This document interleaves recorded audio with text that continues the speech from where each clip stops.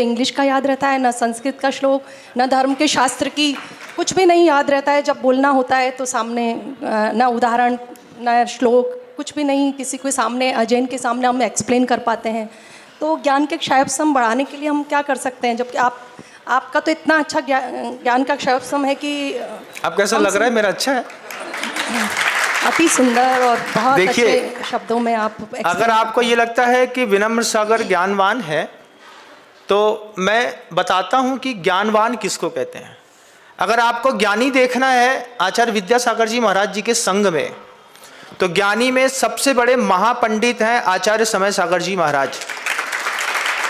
उसके बाद पांडित्य के पराकाष्ठा है निर्यापक श्रमण मुनि श्री अभय सागर जी महाराज। अभय सागर जी महाराज जी के बाद मुनिराज श्री संभव सागर जी महाराज, निर्यापक श्रमण मुनि श्री संभव सागर जी महाराज। मैं जिन साधुओं का नाम ले रहा हूं, इन साधुओं को आगम ग्रंथ मुंह जबानी याद है, आप आश्चर्य मानेंगे। इसके बाद आप और नीचे उतरिएगा, सरस्वती के पुत्र कहे जाने वाले प्रणम्य सागर जी महाराज। इसके बाद एक और मुनिराज जो मेरी श्रद्धा के चरम पर बैठे हैं, जिनका नाम है मुनिराज श्री प्रबुद्ध सागर जी महाराज। अभी जहां कहीं भी है वो अकेले हैं, उनके शारीरिक स्वास्थ्य ठीक नहीं रहता। 24 घंटे वो साधु किताब के अंदर घुस करके वो धबला जय धबला महाधबला के प्रकांड विद्वान है। आपको मैं पढ़ा लिखा दिख रहा हूं ना, मैं कुछ नहीं लगता, पसंदे में नहीं आता इन लोगों के। ये प्रकांड विद्वान है। प्रकांड विद्वान में आप देखेंगे मुनि श्री प्रभात सागर जी महाराज। उनसे जब आप मिलेंगे और उनका ज्ञान का क्षयपसम देखेंगे तो आपको लगेगा क्या गजब के पांडित्य रखने वाले लोग हैं। पांडित्य के मामले में समाधिस्थ मुनि श्री प्रवचन सागर जी महाराज। अभी वर्तमान में आगम सिद्धांत को सटीक समझने वाले मुनिराज श्री निर्णय सागर जी महाराज। इन लोगों को सरस्वती ने खूब आशीर्वाद दिया। हमारे मुनि श्री वीर सागर जी महाराज, इनको विद्वान कहते हैं।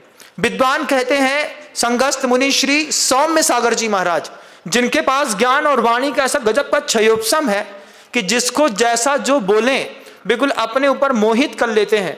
ये सब पढ़े लिखे लोग हैं, ये इतना पढ़े लिखे लोग हैं।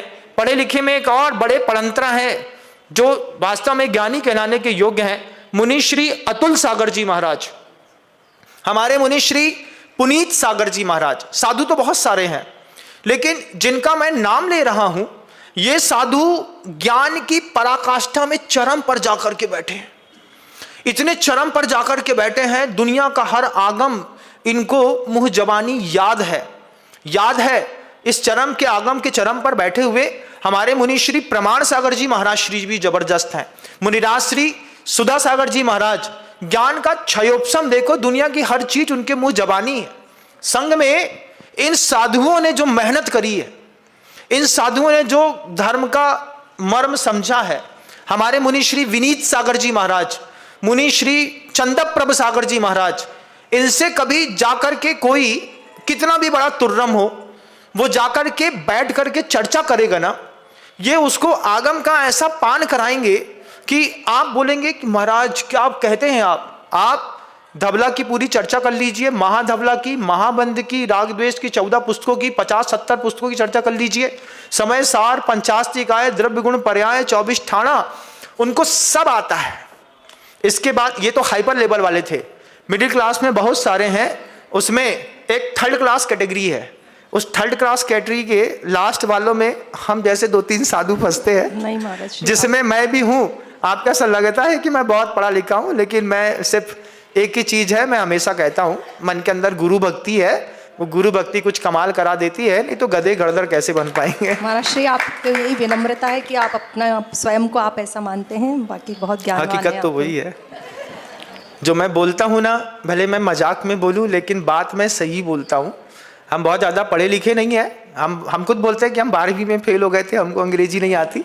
लेकिन बस ये है कि गुरु जी की भक्ति करने का इस जीवन में अपने आप एक जो मौका मिला है, उससे जितना समझ में आता है उतना बोल देते हैं और काम बड़ा गजब का हो जाता है।